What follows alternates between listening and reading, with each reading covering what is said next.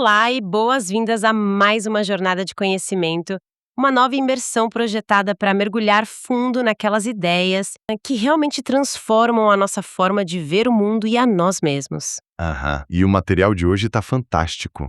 Nossa, muito! Hoje nós temos em mãos um conjunto de fontes riquíssimo e, para ser sincera, bastante instigante. É uma compilação de meditações profundas baseadas nos ensinamentos de São José Maria Escrivá. Exatamente. E a nossa missão nesta análise é desvendar um conceito central que esses textos descrevem como absolutamente transformador. Isso, um conceito chamado filiação divina, que é basicamente a premissa de que somos, de fato, filhos de Deus. E o nosso objetivo aqui é entender como essa simples, porém monumental mudança de perspectiva tem o poder de revolucionar a busca pela melhora pessoal. E não só a melhora pessoal, né? Mas a busca pela santidade na vida cotidiana. E mais do que isso, como esse conceito se propõe a destruir uma armadilha espiritual exaustiva e muito comum, que as fontes chamam de voluntarismo. Pois é, e para quem acompanha o tema e está aqui com a gente hoje, fica o convite para uma reflexão inicial. Quantas vezes a tentativa de ser uma pessoa melhor, sabe, de ter um pouco mais de paciência no trânsito, ou de superar um defeito insistente se transformou em um peso insuportável? É uma pergunta excelente. Quantas vezes essa busca por excelência gerou apenas cansaço, frustração e aquela sensação de que não há força de vontade que dê conta? O que as fontes sugerem, na verdade, é que quando essa frustração bate de frente com a gente, o problema talvez não seja a falta de força de vontade. Não. Sinto espiritual como uma lista interminável de regras a cumprir. Tipo uma verdadeira maratona de resistência onde o único motor é o esforço bruto. Nossa, sim. Uma lista de tarefas fria, né? Exato.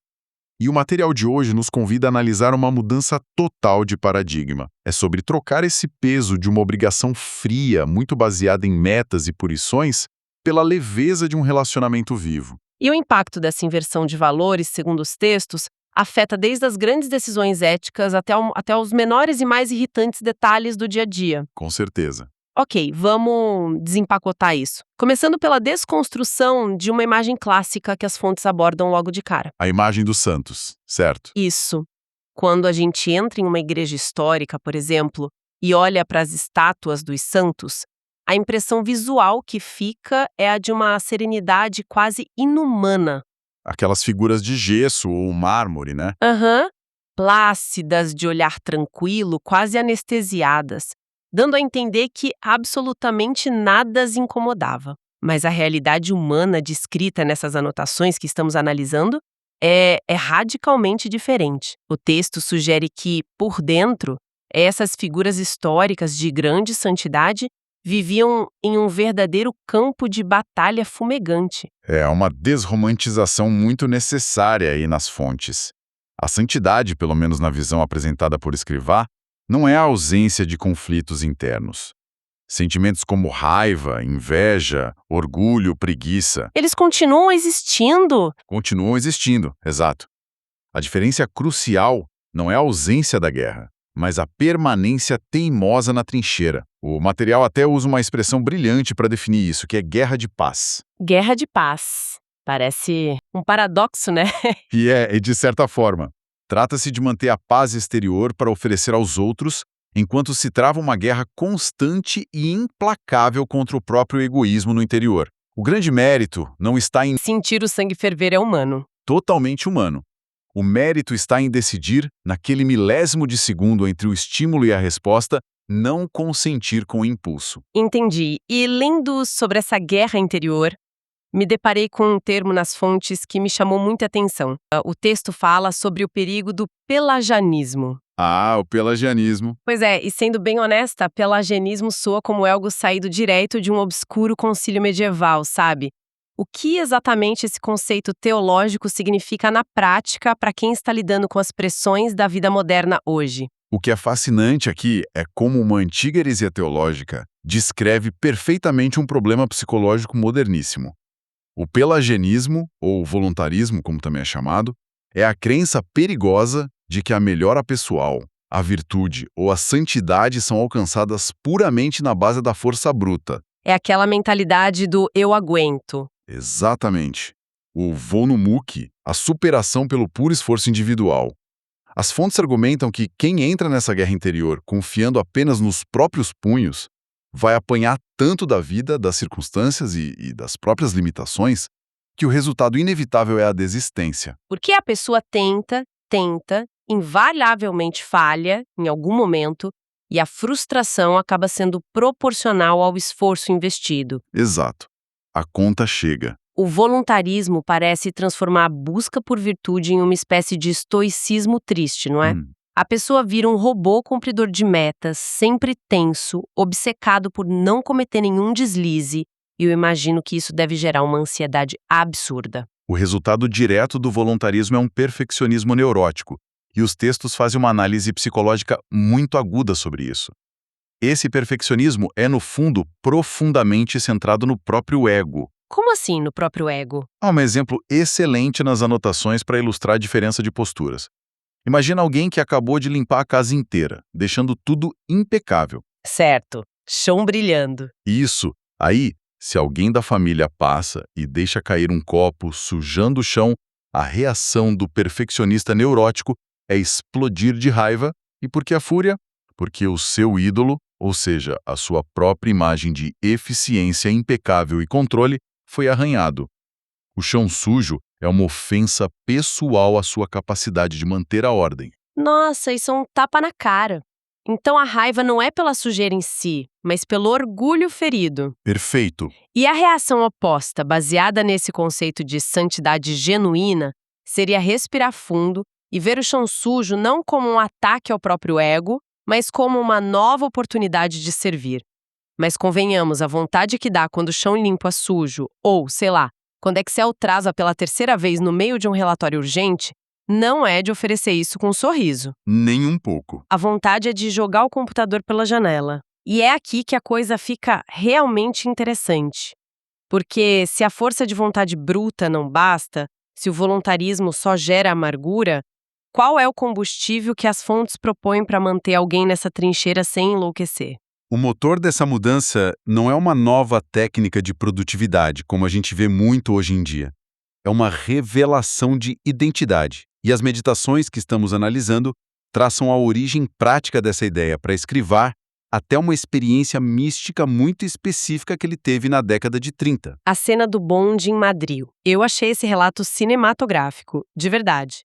Pelo que as fontes descrevem, era o início dos anos 30, Madrid, uma cidade barulhenta, um bonde lotado.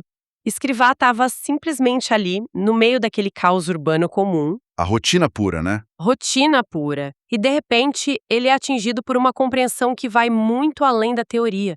Não era uma reflexão intelectual de que Deus é o criador do universo. O texto descreve que ele sentiu com uma força quase física a realidade absoluta de que Deus é Pai. As palavras que ecoavam na mente dele eram Abba, Pai, Paizinho. E a premissa das fontes é que essa constatação muda a regra do jogo inteiro. Muda tudo. Muda a fundação inteira de como a pessoa opera no mundo. Essa é a essência da filiação divina. Há uma diferença abismal que é descrita nos textos entre agir por medo de retaliação e agir por amor. Pense na diferença entre a postura de um soldado mercenário e a de um filho que admira o pai. O mercenário trabalha só pelo pagamento, ou para não ser punido. Exato. O medo do castigo gera escravos. Pessoas que cumprem regras rangendo os dentes, contando os minutos para o turno acabar. Por outro lado, o desejo de não entristecer alguém que se ama profundamente gera um tipo de lealdade inquebrável. É a passagem da mentalidade de um servo assustado para de um herdeiro confiante. Tem uma analogia nas anotações que ilustra isso perfeitamente e, honestamente, traz uma imagem muito reconfortante. Pense em uma criança pequena que está aprendendo a andar. Aquela fase dos primeiros passos. Isso, o pai está ali, a poucos passos de distância, agachado e com os braços abertos, incentivando. A criança dá 2 passinhos desajeitados, perde o equilíbrio e cai de cara no chão. Qualquer pessoa que nos ouve consegue imaginar a cena. É uma cena universal. E qual é a reação de um pai amoroso? Ele não grita com a criança, não a chama de inútil, não a expulsa de casa por não ter dominado a biomecânica da caminhada no primeiro dia. Ele corre, levanta o filho, limpa a roupinha, dá um beijo na testa e diz: "Vamos de novo. Eu estou aqui. Você consegue. A genialidade dessa analogia é aplicar essa mesma dinâmica de paciência paterna à vida interior e às falhas morais. O voluntarista cai e se desespera, justamente porque confiava na própria perfeição. Quem entende a filiação divina cai, levanta e tenta de novo, confiando na paciência de quem ensina a andar. Faz todo sentido. Tira o peso da performance. E isso introduz um elemento surpreendente à dignidade. O material cita o caso de um jovem que, após interiorizar profundamente essa verdade de que era, de forma literal e não apenas poética, um filho de Deus, começou a alterar a própria postura física. Ele caminhava pelas ruas emproado, sabe? De peito estufado, sentindo o peso e a honra dessa realeza divina. E a reação de São José Maria a isso é muito curiosa, porque a gente pensaria, nossa, ele vai repreender o rapaz por orgulho. Mas em vez de repreender o rapaz, as fontes contam que ele aconselhou a fomentar essa boa soberba. Boa soberba. É uma lógica fascinante, porque subverte a ideia de que a humildade cristã é andar cabisbaixo derrotado. O agir segue o ser. Se a pessoa tem a convicção de que carrega uma dignidade real, de que pertence à realeza divina, ela passa a olhar para atitudes mesquinhas, para mentira, para preguiça como algo indigno da sua posição. É quase como se o pecado perdesse o apelo, porque é medíocre demais para quem tem essa identidade. Exato. O comportamento ético não nasce do medo da punição, mas do senso de que certas coisas estão simplesmente abaixo da sua identidade. A boa soberba atua como um escudo contra a mediocridade. E mais, ela blinda a mente contra o vitimismo e a autocomiseração. As fontes introduzem aqui um termo maravilhoso chamado esportividade espiritual. Esportividade espiritual, gostei disso. A luta interior deixa de ser vista como uma tragédia grega, sombria e cheia de culpa esmagadora, e passa a ser encarada quase como um esporte de alto rendimento. Nessa visão, Deus atua como o treinador que puxa o limite do atleta para o alto, sabendo do seu potencial. E os anjos e figuras históricas são a torcida vibrando na arquibancada. E nesse esporte, as quedas fazem parte do treino, né? Não são o fim da carreira do atleta. Há uma expressão em latim mencionada repetidamente nos textos que me pareceu quase um grito de guerra, nunc quiep. Parece ser a ferramenta prática para lidar com essa frustração diária de tentar e falhar. Nunc quiep. Como exatamente essa mecânica do nunc funciona na cabeça de alguém, lidando com os tropeços rotineiros. Nunc quiep significa literalmente agora começo. É a aplicação prática da esportividade. Na visão filial, quando ocorre uma queda, e as fontes são realistas em afirmar que a fraqueza humana garante que as quedas ocorrerão, a alma não entra em uma espiral de desespero analítico. Aquela ruminação mental de por que eu fiz isso de novo? Isso mesmo. A tristeza exagerada diante do próprio erro é diagnosticada pelos textos não como arrependimento genuíno, mas como orgulho ferido. De novo, o ego. É o ego dizendo, como eu que sou tão brilhante e capaz, pude cometer um erro tão primário. O filho, conhecendo a própria fragilidade, não se surpreende quando cai. Ele apenas aplica o simples assim. Perdeu a paciência de manhã, pede desculpas, ajusta a postura e nunc quiep. Falhou em um compromisso? Nunc quiep. A agilidade em se levantar parece ser muito mais valorizada do que a capacidade de nunca cair. E para não carregar a bagagem pesada dessas quedas, as fontes dão um peso enorme ao sacramento da confissão. Mas elas fogem totalmente daquela imagem punitiva de um tribunal frio e severo, que é o que muita gente imagina. Verdade, a abordagem é bem diferente. Os textos descrevem a confissão usando termos como hospital de campanha e sacramento da alegria. É a ideia de um local onde se entra machucado e sujo pela batalha do dia a dia e se sai limpo, curado, com a ficha zerada para voltar à trincheira. A atenção, através dessa prática, deixa de ser focada doentemente no próprio erro e volta a se concentrar na restauração oferecida pelo Pai. É um mecanismo de resiliência psicológica formidável, além de todo o aspecto teológico. Agora, um ponto fundamental que o material levanta é onde todo esse drama da esportividade espiritual e dos recomeços contínuos se desenrola. Então, o que tudo isso significa na prática, no terreno da vida real? porque a tentação é achar que, para viver algo tão grandioso como a filiação divina, a pessoa precisaria largar tudo, buscar um deserto inóspito, fazer jejuns extremos ou enfrentar leões em uma arena épica como os mártires da antiguidade. Como nos filmes antigos, né? Tipo isso, mas o material que estamos analisando é enfático, o palco dessa revolução é o mais prosaico e invisível possível. É a planilha de Excel complexa que precisa ser fechada até o fim do dia, é o engarrafamento monstruoso no fim da tarde chuvosa, é o esforço invisível de dobrar o pijama que ficou jogado, ou a tarefa hercúlea de manter a amabilidade com o colega de trabalho que mastiga, fazendo um barulho irritante na mesa ao lado. Se conectarmos isso a um panorama maior, voltando à fundação da fé cristã, os textos nos lembram de um detalhe frequentemente esquecido. Jesus Cristo passou 30 de seus 33 anos na Terra, vivendo em Nazaré, uma vila obscura, fazendo trabalhos absolutamente comuns. 30 anos no anonimato total. Estamos falando de 3 décadas serrando madeira, varrendo o chão de uma oficina, pagando impostos e tendo conversas triviais sobre o clima com os vizinhos. A tese central de Escrivá é que a própria encarnação divinizou as pequenas coisas. Isso muda tudo. Muda, porque a lógica que opera aqui é qualitativa e não quantitativa. O universo não carece de mais construtores de grandes impérios, pois, teologicamente falando, Deus já é o dono de tudo. O que tem valor infinito nessa economia espiritual é um alfinete recolhido do chão por puro amor. Há uma analogia brilhante nas anotações que ilustra bem essa ideia de valorizar o pequeno.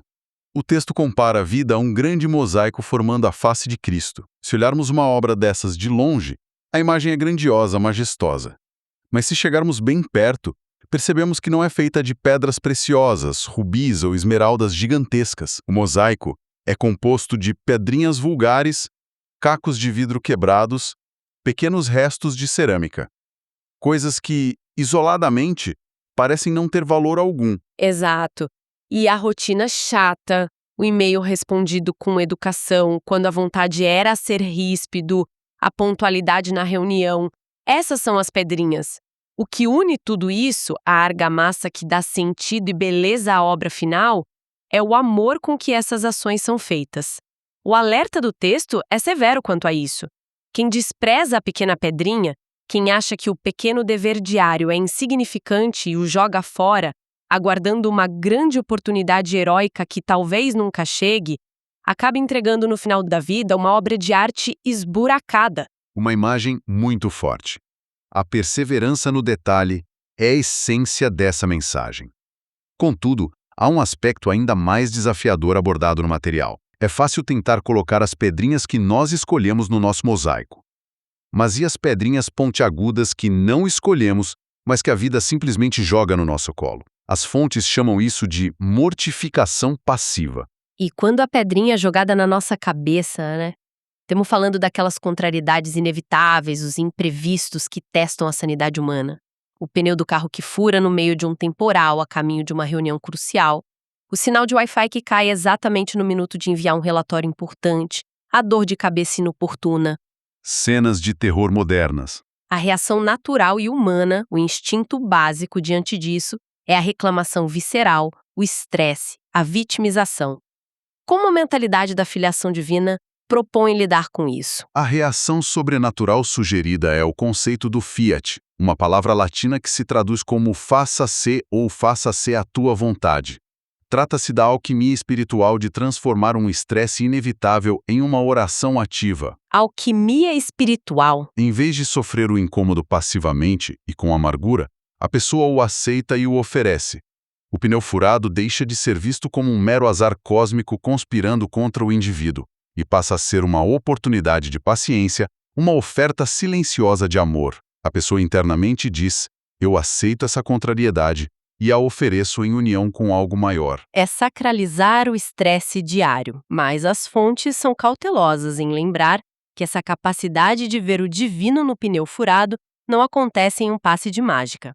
Exige constância. O heroísmo descrito aqui não está na intensidade passageira da adrenalina de um grande feito, mas nos pingos contínuos, teimosos e monótonos de amor no esforço invisível de cada minuto. Exato. É a lealdade no pouco que forja a capacidade de ser fiel nas grandes tempestades. O trabalho do dia a dia não muda de formato.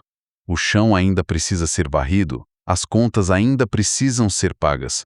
O que muda completamente é o motor por trás dessas ações, eliminando a frustração do voluntarismo e inserindo uma alegria de quem trabalha na casa do próprio pai. Chegando à síntese dessa imersão profunda, o tamanho da jornada intelectual e espiritual que os textos propõem fica muito claro. Começamos reconhecendo aquela exaustão silenciosa e muito contemporânea, o cansaço de tentar ser excelente, de tentar ser uma pessoa virtuosa, contando apenas com o próprio esforço, o chamado veneno do voluntarismo. E a chave que destranca essa prisão do estoicismo triste, segundo a visão de Escrivá, é a internalização da filiação divina. É saber-se filho, o que transforma o cumprimento de regras em um relacionamento orgânico. Por fim, o palco onde isso acontece foge do extraordinário e se instala confortavelmente na rotina mais comum. Isso levanta uma questão importante sobre como avaliamos o sucesso de uma vida. Ao longo dos anos, somos bombardeados por uma cultura que atrela o valor pessoal a grandes marcos visíveis. Bater metas impressionantes, conquistar títulos, estampar manchetes ou acumular aplausos. Porém, a imersão nessa lógica do cotidiano santificado nos ensina que o verdadeiro peso de uma existência pode residir inteiramente na fidelidade silenciosa. Uma fidelidade que muitas vezes ninguém vê. Está no amor invisível colocado naqueles pequenos detalhes rotineiros que, na imensa maioria das vezes, absolutamente ninguém vai notar ou aplaudir. É a troca da ansiedade por uma perfeição técnica inatingível pela alegria genuína e resiliente de quem entende que o valor está na intenção de cada pequeno passo. É uma mudança de perspectiva que tira um peso enorme das costas de quem ouve. A vida deixa de ser uma performance para uma plateia exigente e passa a ser um diálogo íntimo e constante através das ações mais corriqueiras. Para encerrar o nosso mergulho nas ideias de hoje, deixa um pensamento novo no ar. Um ângulo diferente para a mente continuar trabalhando após o fim desta análise. Passamos todo esse tempo focando em como a filiação divina muda a forma como lidamos com as nossas próprias quedas e os nossos próprios deveres. Mas se é verdade que Deus é Pai e que essa dignidade se aplica à condição humana, como isso deveria reescrever a forma como julgamos as falhas das outras pessoas? Um ótimo ponto. Quando aquele colega de trabalho comete o mesmo erro irritante pela 10ª vez, ou quando alguém nos corta de forma agressiva no trânsito, a nossa reação instintiva é o julgamento implacável. Mas, se a premissa da filiação divina é real, essa pessoa também carrega o mesmo DNA espiritual. Se somos filhos, o outro que nos irrita não seria nosso irmão, lutando e caindo na mesma trincheira. Uma mudança total de olhar. Como essa percepção de que a outra pessoa também é alvo da mesma paciência divina muda o nosso nível de tolerância e a nossa capacidade de perdoar o próximo tropeço alheio. Fica a reflexão. Muito obrigada pela companhia nesta imersão e até a próxima jornada.